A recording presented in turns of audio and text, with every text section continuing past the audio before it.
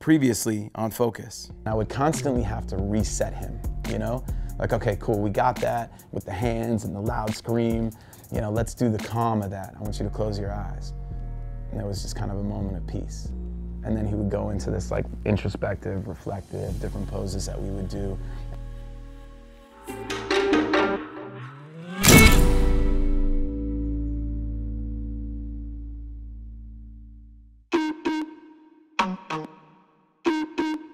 I started working with The Source, and there was an opportunity to go to Atlanta. And I'd been to Atlanta one time, but just like kind of driving through, I was like, cool place, good vibe.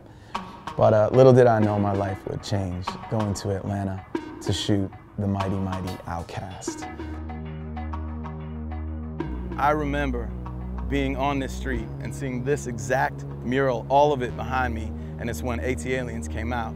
So I was just thinking, you know, aliens in outer space, and I saw this and I kind of jumped out and just started to build my story. This was the original footsteps that I stood in order to begin to build that story, waiting for Big Boy to arrive. We were meeting right around this area. But you know, this wall and these hands, like I definitely have like old contact sheets with all this stuff on it. As far as being a visual person and capturing these images that have defined these artists, you know, I just always want to be in these footsteps. What feels like home soil to them, take me right there. Take me to the house, take me to your grandmother's house, take me to the school, take me where you got beat up for the first time. You know, it's like all of those kind of components, they trigger memories. And for me, it's about going layers deeper into the story. I want to be able to go back in 2016 to where I shot in 1998 and for it to still be there and say, look, wow, this is, as a young boy, first time in Atlanta, shooting, getting a chance to shoot for The Source, and I'm coming back to the exact footsteps. I don't know, there's something important about that to me out there. In this case, Khaled had his own idea of what he wanted. He's like, I want to be like Haile Selassie on my cover. I was like, those are big shoes, Khaled. So I said, look, you know, I'm in, man. Let's get you as close. Like, those are all the references that I would pull. Let me send you some references. Let's see where your head is at. He's like, I want a lion. I was like, all right, we'll get you a lion. Lions are like $8 grand, so like be prepared because your budget is like lean, man. That's like a lot of the budget. So I might want 2 lions. I was like, no, you want 1 lion. Like, cool out with your lions. So we got a lion named Felix, who came through and we delivered. But and he's like, I want to be in a field of flowers with lions. All right, what kind of flowers, Khaled? Yellow ones, blue ones, red ones, purple ones. I was like, all right, we're gonna have I got you. I was like, we won't get a field, but we will adorn your sort of presence. He's like, I want a throne. So he's just like, he's a nut, but we did it, you know? And I think his belief in what he was doing, for what purpose, and knowing what his people were responding to, the influences of seeing these beautiful flowers. Right? That's why the flowers get infused. They get infused in a strange way. Him loving Caribbean culture, you know what I mean? The whole bless up business, you know what I mean? He gains a lot of, even if it's just wordplay or like sentiment or presence or an understanding of you know, conscious living, you know, like that's I think what we pull, you know, both from kind of that culture and just a spirit and an ease.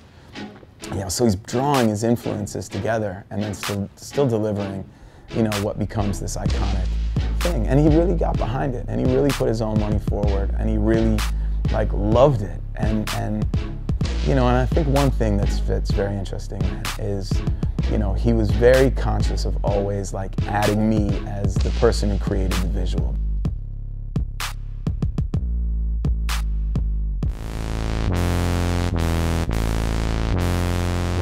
We rented the spacesuit out in LA to make him this astronaut, and then we were gonna drop him into outer space. And I think that he had probably too good a time the night before at the Grammys celebrating. There may have been a beverage, a bottle popped, perhaps 2. He didn't show up. So I said, look, if I never get an opportunity to shoot him for this, let me shoot my assistant in the spacesuit. So we did a full day and we had him on a bus, and I had shot him before, and I figured out I could take another picture and drop it into the face hole, and then it would happen and we'd at least have a cover. So that was my problem solving, and we got a call the following day. And it was like, look, Wayne's gonna give you time. Let's fly the spacesuit down to Miami and do it again. He was like so into the idea, in a good mood, really gave us quality time. That spacesuit, the feet are pieces of wood that are solid wood. He was like smoking out a little bit, and he'd put the thing down and it would all fog up. He'd open it like a Cheech and Chong burst would come out. And it was just one of these moments of just him having fun and like really like living and going for it. And at one point, he started like skidding across the room, right? Like with these like little weird toe taps. I was like, oh my God. And he just started busting out laughing. I started crying laughing. He was trying to do the moonwalk, but the heels were so hard that it didn't look like that. So the moment of laughter was actually the documentation of him trying to do the moonwalk, but failing miserably and just like really just getting a kick out of himself. One, that he thought to do the moonwalk. Two, that it was poorly executed. Three, that we all got it. You know, it's just one of these connected moments, man, with the right people in the right room, with the right energy. And, you know, these images, you know, certainly are lasting.